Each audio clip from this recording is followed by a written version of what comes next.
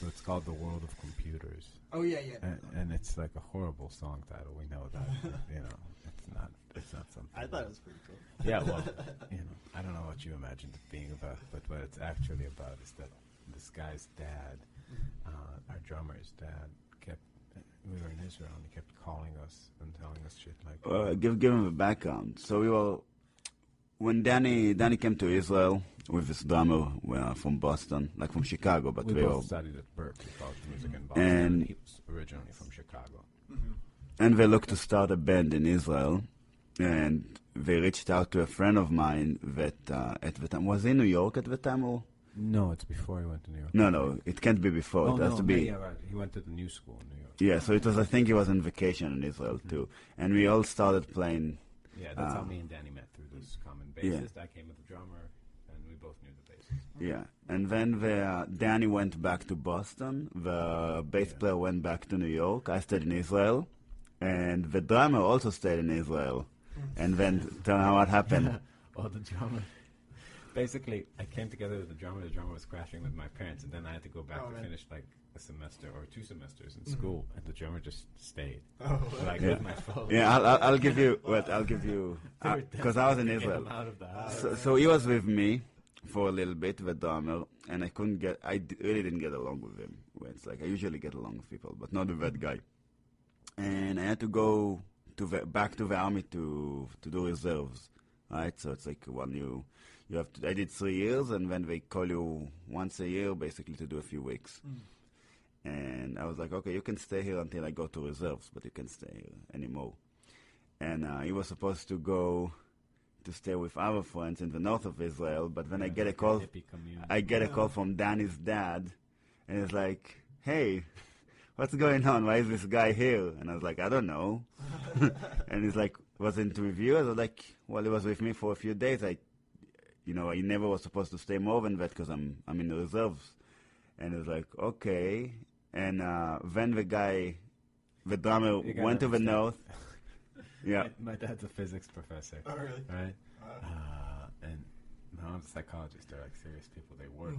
Like this guy, the drummer, like he basically crashed my parents' He was supposed to go, but he never left. Like every time he would go and he'd come back immediately. My some dad would, days. go work all day, like, in the university, like doing physics shit. Yeah. And then this hippie guy would just like, that he doesn't know, just be in his living room, like eating chicken from the fridge. And he thought that like his way of like making it right is to entertain my dad. So like he starts small talk. It's like this 21-year-old like drummer starts small talk with my dad as soon as my dad walks in the door, sees like this little hippie guy eating his chicken, and he's like, hi, and then he's like, oh, how's the university? How's physics, man? Yeah, how's physics, man? What'd you talk about? Like quantum shit? He would eat basically to say my parents are mortified. a pound of chicken and a pound of ice cream a day, basically. Yeah. Jeez. Anyways, so this guy's dad kept calling us. Like the reason my parents didn't kick him up to the curb is that he'd call us and tell us about his connections in the States, and he'd be like, I just had lunch with Bill Cook. He's going to be your connection to the world of marketing in the Southeast. And I'm like, whoa. Right, that's so intense. Yeah. And then like another 2 weeks would go by and we'd get another call from like his dad. Be like, I just had, dinner with Caleb Smith. He's going to be your connection to the world of distribution in Australia. What? Like, wow. Basically, every time his parents were about to lose their shit, they got a phone this guy call. would call and like, but like eventually, like, we got all these connections. So we're like, we need to move to Chicago. Yeah. Like take our career seriously, get it started right.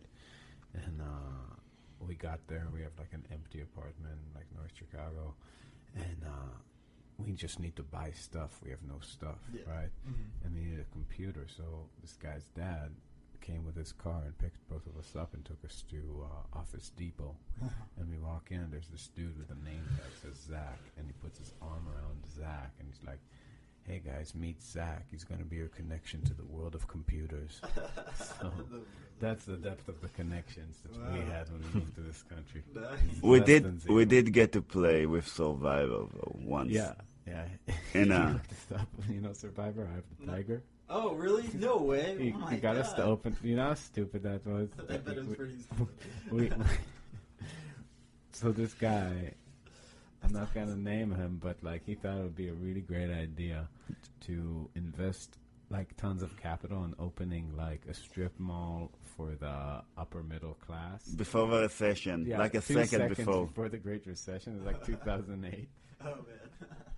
As the world was crashing, he thought it would be a great idea to like in the Like suburbs. people, like the point was like, for example, people don't want to pay $20 for to see a movie. We want to pay $70 to see a movie and sit in a nice recliner. Wow. So it's like basically everybody who just is going to be absolutely broke in 3 seconds to build them a theme park. So we played the grand opening of this thing with Survivor, wow. like and Survivor. and Survivor opened for us, What? which was I think it was a shared bill technically, but anyway. It was so insane because they're very charismatic. I don't think the guy's still alive, but anyway, they're playing Eye of the Tiger. Everybody. I don't think he was alive at the time. Yeah, well, it's like you see this guy's like in the '60s, leather pants, like, Oh, man, still going. Wireless guitar. wireless guitar, and he's like walking through the audience playing solos, like rubbing his like old cock and like all these like fat suburban women with like lawn chairs, like they can't even get up to escape the cock. It was pretty good. Anyways, and this is going on, and we're like so green. We're playing with a bassist who's playing upright bass out of not upright, fretless bass, fretless. like fretless bass. Did you even play It's an only amazing originals, instrument. or did we play covers? We played covers, I think, at that time, or maybe some. Maybe originals. some and some. Our drummer kept slowing down, speeding up. His his bass drum leg was not connected to the rest of his body. It was just Well, there is this thing that you become self-aware. Like if you stand naked in front of 1 million people, you'll all of a sudden, be aware of All everything of a that sudden you are. we could hear how terrible we were. We also played with a guy who played out of tune on a fretless. Fretless bass is an amazing instrument too. It combines the best of both worlds, like the out of tuneness of the upright And the mids. and the horrible mids of the electric. To where Everything is clear, yeah. We were standing in front of 1,000 people. And we sound so bad. And for the first time, me and Danny are just realizing how terrible we sound. We're just like, this isn't fusion. We're the worst kind of jam band. Yeah, We don't and even know what jam band is yet. Yeah, and basically we got rid of us too immediately Yeah. afterwards. But yeah, so, we were opening for Survivor. But that's how we survived. It's a survival story. And we got some industry advice. We were sitting with their manager backstage to give us advice because we were so green, and he was basically like, he's like, you need to invent a persona for a booking agent. Zeus McLightning. Yeah, Zeus McLovenlight. It's like that. Call your agent that. Now, Zeus calls the plays. And not It's like, you. Hey, I'm Zeus. I represent Marbin. Then they're going to take him seriously. They're like, that's what you need to be taken seriously? Dude, advice from people that worked 50, 60 years ago is one of my So stupid. one of my pet peeves. Yeah, dude, it's a different. We were hanging out with. We were the opener for Alan Holdsworth Trio, and he was alive in 2012. Jimmy Haslip played bass, and Virgil Lonnie played drums. And I'm not just name dropping; it's a story. Jimmy told us the most unrelatable story because we were really thirsty. It's 2012. We're just basically starting. It's our second year touring. Yeah. And I was like, Jimmy, how'd you guys do it with the Yellow Jackets? We're dying. We want to succeed. We want to can we follow your formula? And he's like, sure. Well, we put out a record. We played a few shows in LA. We played a few shows. 4 or Yeah, I think something. in north of LA, in San Francisco or something. We played a few shows there. People really liked it, so we got a record deal. We put out a record. People just went to the stores and bought 70,000 copies. Then we got a bigger record deal, and then we sold 150, and then we've just been kind of putting out records and selling them. Yeah, Thanks. it was in all the magazines that people were reading. At the record store. I will take my horse and buggy there. To the record store. So stupid. To Tower Records. May I please rebuy your CDs when you reprint your catalog? Yeah, stop at Blockbuster. Get a movie for tonight. That would be amazing. Oh my god. So you guys do a lot of stuff, pretty much DIY, right? Is it like All of it is all DIY. of it? Yeah. That's crazy, man. Is it crazy? Well, yeah, because you guys. Do you know those people that would do it for us? I know.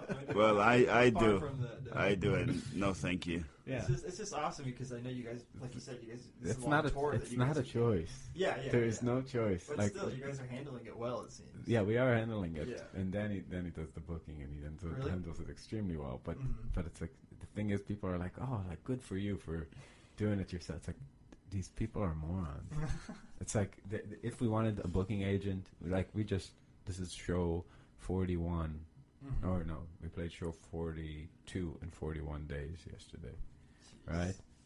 Like if you had a booking agent, they're gonna say things, especially like now. Like if you're driving from Denver to Omaha, they're gonna say there's nowhere to play between Denver and Omaha. That's true. And we'd be like, well, what about the places we've been playing for years? Yeah. What about all the markets we've been doing? It's like, no, there's not places to play between Denver and Omaha, and there's nothing between Omaha and Chicago. Wow. Yeah. It's like that's how they Missing a think. lot there, Yeah, I mean, the truth is we don't we don't do that much differently in a lot of nights between small and big markets, especially if you're playing at the level of the game where you're playing like these venues that are like 300, 400 cap. They have them everywhere, almost everywhere. Yeah, a lot of them are shutting down. There's a lot of turnover now, but new ones are opening somehow.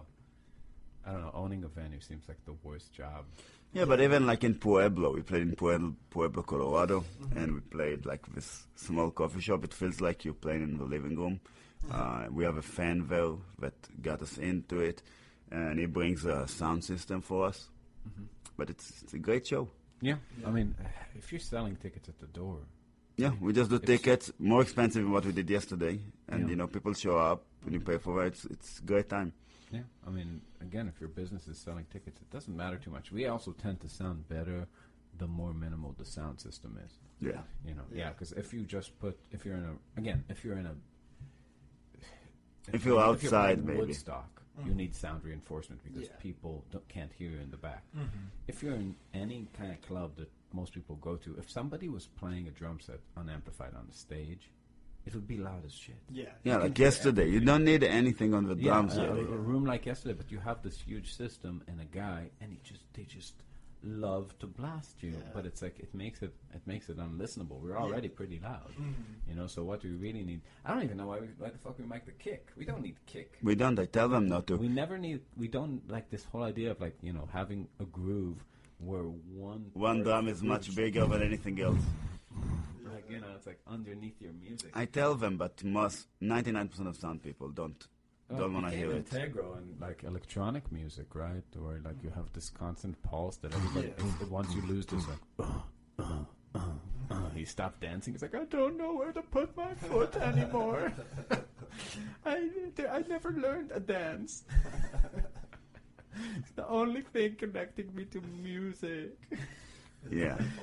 Yeah, so it's like you don't need that shit. All we need is saxophone, Yeah, so we need saxophone on top of that mix. Again, we play balanced. Like if you were to stand in front of the drum, bass, and guitar, you're gonna hear everything. You'd hear everything super clearly. Yeah.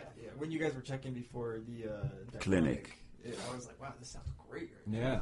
It's like this reinforce. Well, the thing is, you start doing arbitrary things, and then you have to layer arbitrarily, right? So if you ignore, you only get one room sound, right? The way the drums sound in the room. So if you treat that as the basis, and then like maybe ask yourself, okay, it would be nice if I could not really amplify the kick drum, but hear it a little bit in a clearer way, right? To defeat some sort of weird frequency thing. It's like it's too dark from here, so you just kind of add enough to maybe match the sound to where it's not noticeable, and then like change the EQ a little bit to make it fuller, and then maybe like accentuate things a little bit, and then place an acoustic instrument like the saxophone or a vocal above it. Like you really have PAs for vocalists to be able to sing rock. Rock is a technological kind of music because you cannot hear music like a human voice over somebody playing a rock groove. The dynamics of playing drums that loud and then layering the vocal on top of it